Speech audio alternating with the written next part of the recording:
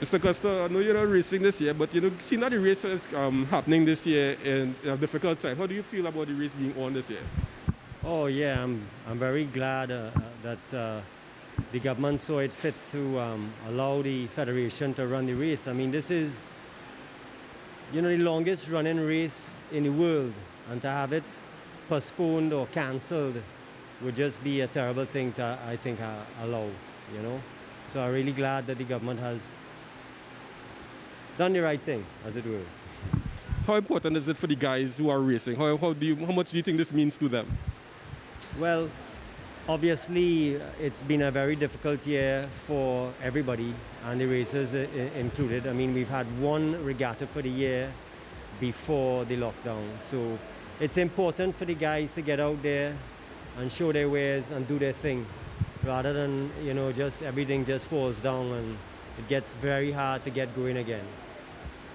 With this happening, how much does the Great Race mean to the sporting calendar of Trinidad and Tobago and to the history of Trinidad and Tobago, you think? Well, without a doubt, I think the Great Race is an extremely important event for sports in Trinidad and Tobago. It's recognized around the world, and just like any national sporting event, regardless of which country it might be held in, it is important to honor that tradition, as it were, and to have the event happen. Also, the Power Boats Association, they're getting the race done under the COVID-19 measures. How important is it for them, and how pleased are you by the effort they are making? It's extremely difficult, obviously, to try to run an event like this with the restrictions that we have to deal with, but everybody involved understands the importance of the restrictions and why they're necessary. So everybody is going to do what they have to do to, continue to practice social distancing and all those other key things that are so important in these times. What message would you want to send to the guys that are taking part this year? Race till the parts fall off.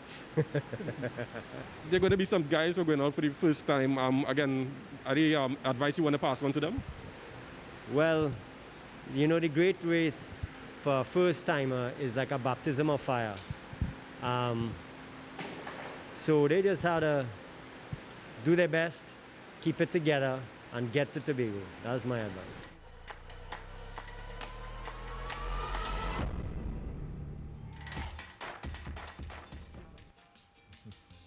So there you heard from Guy Costa, two-time champion of the Great Race. Unfortunately, he won't be taking part this year because of restrictions with COVID-19. And guys, 52 years Great Races have been a staple on our sporting calendar forever.